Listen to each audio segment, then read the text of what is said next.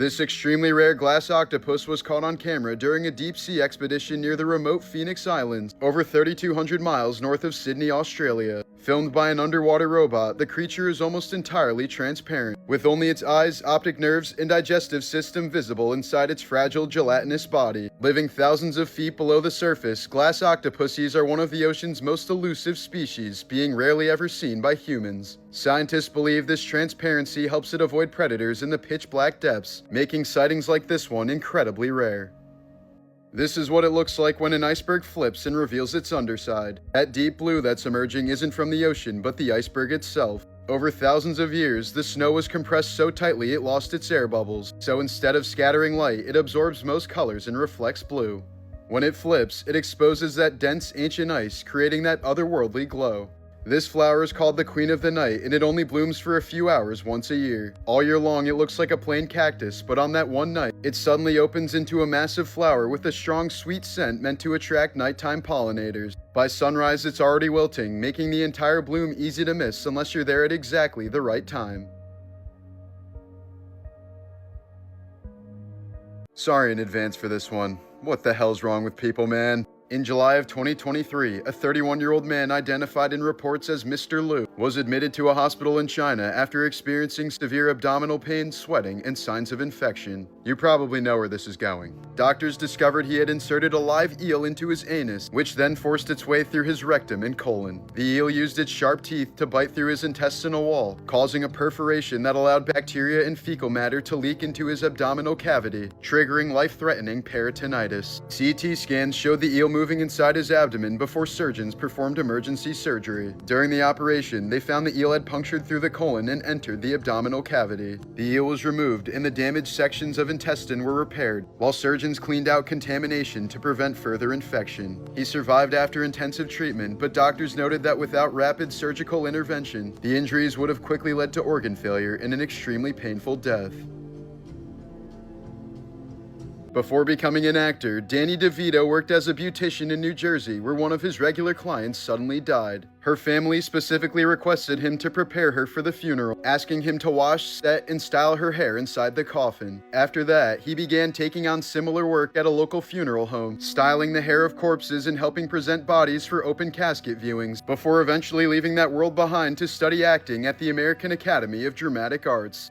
In 1928 in Los Angeles, a woman named Christine Collins was reunited with a boy police claimed was her missing 9-year-old son, Walter. She immediately insisted the child definitely wasn't hers, pointing out physical differences and even dental records that clearly didn't match. But instead of investigating, authorities instantly accused her of being unstable and had her involuntarily committed to a mental asylum. Months later, it was revealed the boy was an imposter, and her real son was likely murdered by serial killer Gordon Northcott. The case exposed major police corruption and later inspired the 2008 film Changeling. During a live Argentine league match between Estudiantes and Vélez Sarsfield, a green laser was repeatedly pointed at the goalkeeper while play was ongoing, briefly disrupting him during key moments. But broadcast cameras tracked the source in the stands and sniped the fan in real time, still holding the laser pointer before she realized she was on the big screen. She was later identified as Delfina Quiroga, a die-hard Estudiantes fan from La Plata. Argentine media reported that her father is a local prosecutor, and despite the visibility of the incident, she was not criminally charged. However, authorities in the club are expected to issue a stadium ban that could last up to 2 years, since using laser pointers during matches is considered a safety violation and interference with play.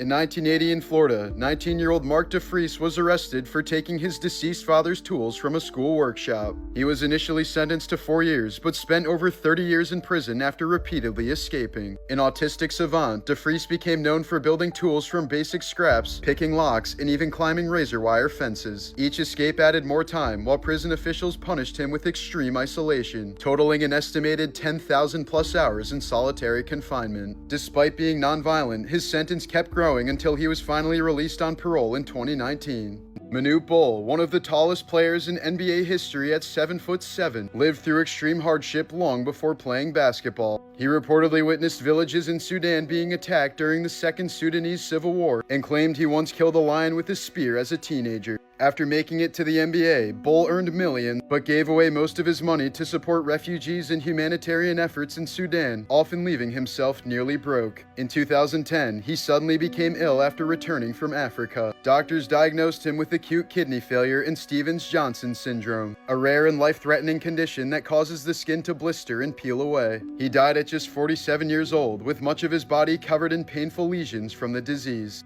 In the United States, lumber baron Wellington R. Burt died in 1919 with an estate worth around $100 million, but none of it went to his children or grandchildren. His will included a spite clause ordering the fortune be withheld until 21 years after the death of his last surviving grandchild who was alive at the time of his death. Because of that condition, all of his children and every one of those grandchildren died before the money was ever released. The estate wasn't settled until 2011, nearly a century later, leaving the fortune to distant descendants who had never even known him. Seattle artist Sunday Nobody spent $25,000 creating a bronze statue combining the ancient Greek Discobolus with the face of handsome Squidward. He consulted archaeologists to ensure it could withstand long-term underwater conditions, then deliberately sank it about 9 meters deep in the Mediterranean Sea so it could potentially be discovered in the future as a convincing artifact. This executioner sword from the late 17th century Germany was engraved with the words, "When I raise this sword, so I wish that this poor sinner will receive eternal life." The Creel Mound in what is now West Virginia, built around 250 BC by the Adena culture, contained a central burial surrounded by multiple skeletons arranged in a circle, with their feet pointed toward the body in the middle. Archaeologists believe the positioning suggests a ritual burial, possibly involving individuals placed around a high-status figure, though the exact circumstances remain unclear. The Celtic Carnix was an ancient war horn used by Celtic tribes between 300 BC and 200 AD. It was a long, vertical bronze instrument, often shaped with an animal head at the top, designed to project intimidating sounds across the battlefield. Moments before combat, its eerie, haunting blasts would echo through the air, one of the last sounds Roman soldiers heard before facing their enemies.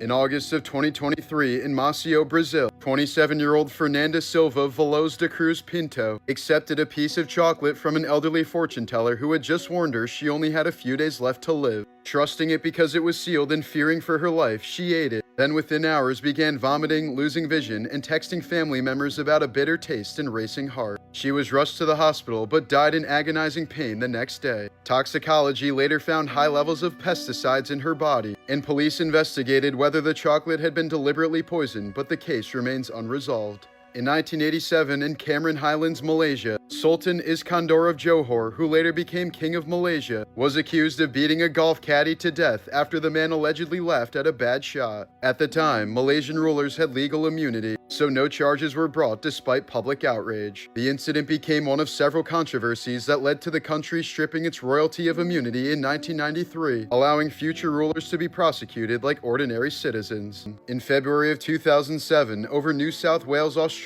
Polish-German paraglider Eva Wisniewska was sucked into a massive thunderstorm during a routine training flight and carried to nearly 33,000 feet, where temperatures dropped to around negative 50 degrees Celsius and oxygen levels were extremely low. She lost consciousness for about 40 minutes as her paraglider was tossed around inside the storm, yet somehow remained airborne. When the storm weakened, she descended and regained consciousness mid-air, surviving with only frostbite and minor bruising. Another pilot caught in the storm, Hee Zong-pin, was found dead nearly 50 miles away.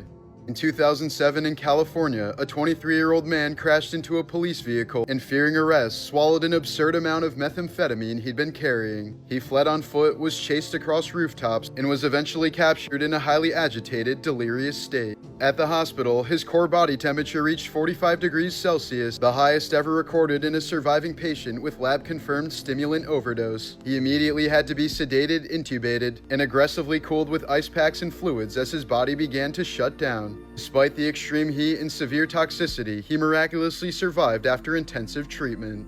In 2024, Toronto Blue Jays fan Liz McGuire was suddenly struck in the face by a 110-mile-per-hour foul ball off of Bo Bichette's bat after briefly looking away during a game, leaving her with ridiculously severe swelling and a black eye that later went viral online. She managed to avoid any major injuries, but another fan grabbed the ball that hit her and ran off. After she publicly asked the team to hook a girl up, the moment gained national attention. Topps produced 110 custom cards featuring her injury photo, and the Blue Jays later sent her a signed Bo Bichette baseball, tickets, and access to batting practice, turning a potentially life-threatening accident into one of baseball's best fan stories. In April of 2016, 11-year-old Chris Gaither of Talladega, Alabama, was home alone when a 30-year-old man broke in, reportedly armed and demanding money. That's when the boy grabbed a handgun and fired multiple rounds as the intruder moved through the house, striking him in the leg and forcing him to flee into nearby woods. Suspect was later captured and charged with burglary, among other offenses. No charges were filed against Gaither, and local authorities publicly stated he acted in self-defense. The case sparked national debate over gun access and child self-defense, while the intruder eventually recovered from his injuries while in custody. In Osaka, Japan, 23-year-old cosplayer Saki Sato was arrested after police say she cut off part of her 21-year-old boyfriend's ring finger with a hatchet and stored it inside the refrigerator. Authorities allege she had previously cut off his left nipple with scissors and exerted extreme control over his finances and phone. The victim himself eventually contacted police, leading officers to discover the preserved finger. Sato denied intentionally mutilating him, claiming he hurt himself, but prosecutors charged her with multiple counts of assault. If convicted, she faces significant prison time under Japan's criminal injury statutes. In August of 2010, dismissed Filipino officer Rolando Mendoza hijacked a tour bus carrying Hong Kong visitors in Manila, demanding his job be reinstated after corruption charges. The standoff dragged on for nearly 11 hours and was broadcast live, with negotiations collapsing after Mendoza's brother, who was trying to mediate, was arrested by authorities. As tensions escalated, Mendoza opened fire on the hostages, while police launched a chaotic rescue attempt that drew heavy criticism for poor coordination. The crisis ended when a police sniper finally killed Mendoza, but 8 tourists were dead and several others injured, sparking diplomatic fallout between Hong Kong and the Philippines. In February of 2025, 17-year-old Sarah Grace Patrick allegedly shot and killed her parents to death while they slept inside their Georgia home. She initially called 911 and reported finding them dead, and in the months that followed, posted emotional TikTok videos mourning their deaths, even urging true crime creators to cover the case, calling it a really big hit. But 5 months later, investigators charged Sarah with 2 counts of murder, citing physical and digital evidence they said tied her to the killings. She turned herself in and was denied bond, as prosecutors described what they called mountains of evidence, while family members publicly maintained her innocence. In 1999, Japanese woman Namiko Takaba was found murdered inside the apartment she shared with her husband, Satoru. With no arrests and very few leads, the case went cold, but Satoru refused to let it fade. Convinced that future forensic technology would eventually expose the killer, he kept paying rent on the empty apartment for 26 years, preserving the crime scene exactly as it was. Bloodstains, footprints, and untouched evidence remained sealed inside, costing him roughly $145,000 over decades. But finally, in late 2025, advances in DNA analysis finally produced a match from the preserved blood evidence. The suspect was identified as a former high school classmate of Satoru, who allegedly harbored a long-standing grudge after he rejected her romantically. Confronted with the DNA evidence, she confessed after her arrest. This preserved specimen shows a child's trachea and lungs with a single peanut lodged inside the airway. Small, smooth foods like peanuts are among the most common choking hazards in young children because they can slip past the throat and become wedged in the windpipe, immediately blocking airflow to the lungs. In some cases, the obstruction causes instant suffocation, while in others it leads to infection, swelling, or gradual respiratory failure if not removed in time. Foreign body aspiration remains one of the leading causes of accidental death in young children, since something as small as a peanut can turn fatal extremely fast. In 2007, a University of Tampa student was walking back to her dorm after a pirate festival when a man she had just met offered to walk her home. Once inside, he raped her and disappeared. Police quickly collected DNA from the scene, but for 14 years there was no match and the case went cold. That was until 2021 when the suspect Jared Vaughn made a critical mistake. He uploaded his DNA to a genealogy website to research his family tree. Investigators used that database to connect Vaughn directly to the crime scene. Despite facing a potential life sentence, Vaughn ultimately accepted a plea deal in 2022 that only resulted in probation and being registered as a sex offender. In July of 2012, 16-year-old Skylar Neese climbed out of her bedroom window after midnight to meet her two closest friends, 16-year-old Sheila Eddy and Rachel Schoaf, believing they were going for a fun late-night drive. But instead, they crossed into a secluded wooded area in Pennsylvania, put on hoodies and gloves they had brought with them, counted to 3, and stabbed her more than 50 times in what prosecutors described as a premeditated attack. Investigators later revealed the motive was disturbingly simple. Schoaf said they didn't like her anymore and didn't want to be friends. For months after her disappearance, both girls publicly mourned her on social media, posting heartfelt tributes while knowing exactly where her body was. The case unraveled when Schoaf finally confessed and led authorities to Skylar's remains. She was sentenced to 30 years to life and was eligible for parole in 2023, but remains incarcerated after being denied release. Sheila Eddy received a life sentence and becomes eligible for parole in 2028.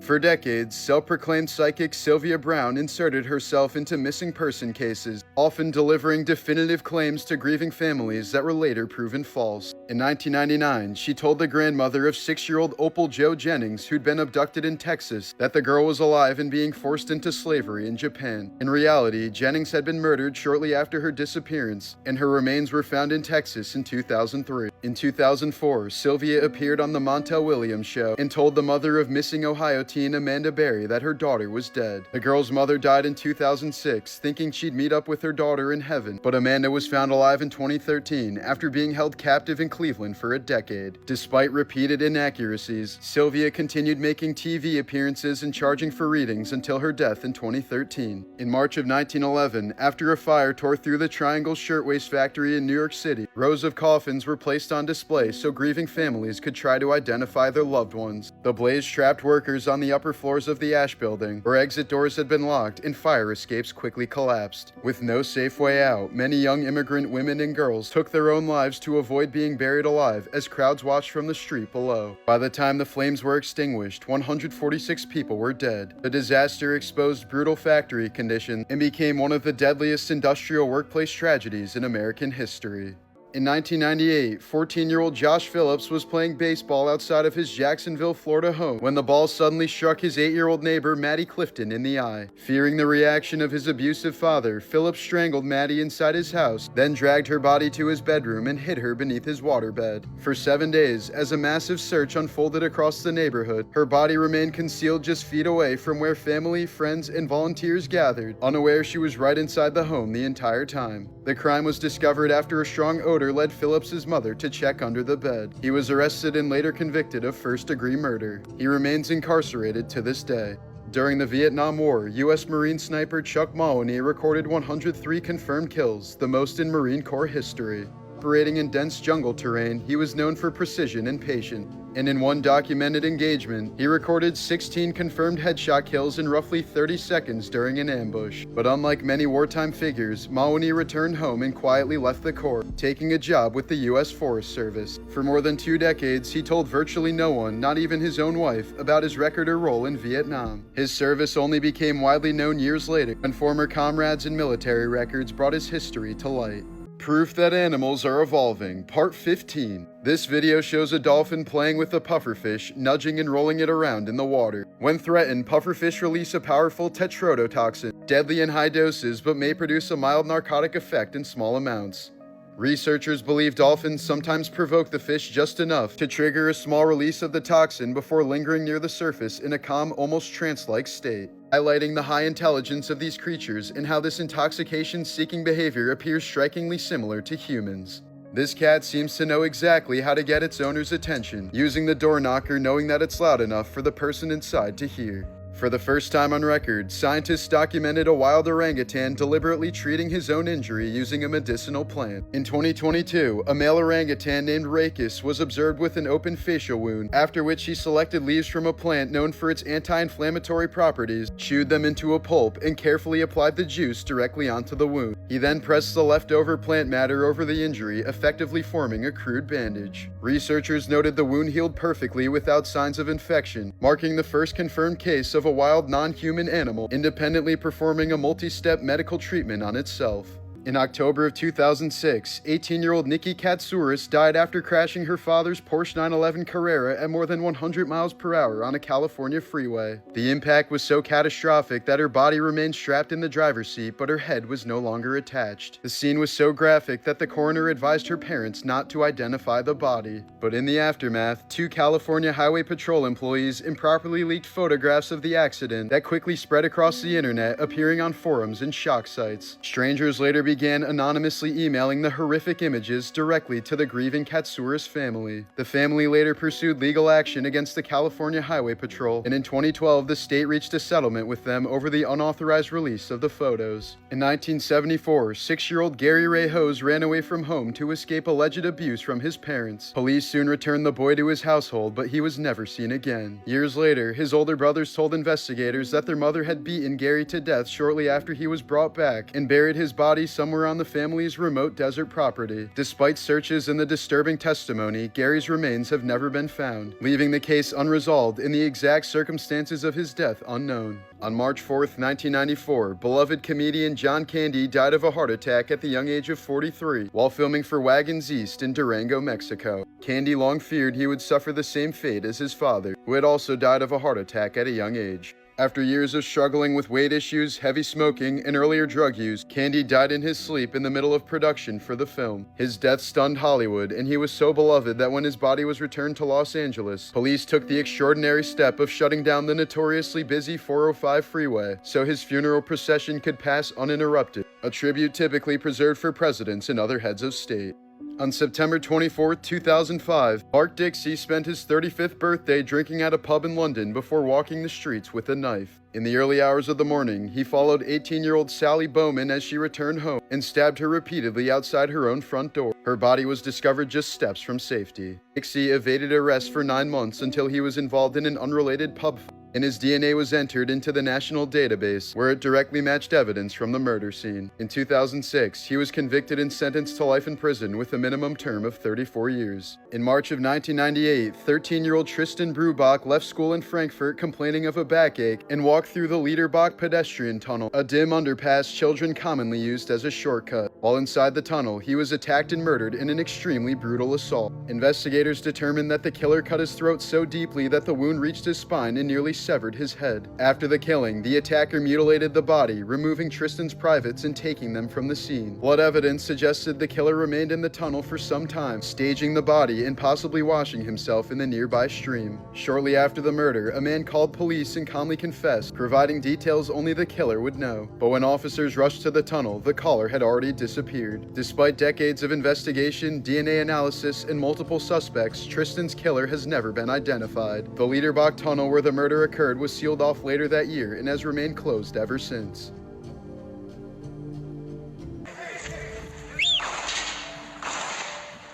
That was the sound of gunshots echoing through the streets during the siege of Sarajevo in the Bosnian War. During the siege, civilians lived under constant sniper fire from soldiers positioned in the surrounding mountains. Between 1992 and 1995, more than 10,000 people were killed in the city, including at least 1,500 children. Decades later, investigators finally uncovered extremely disturbing evidence suggesting some of those sniper positions were used for what became known as the Sarajevo Sniper Safari.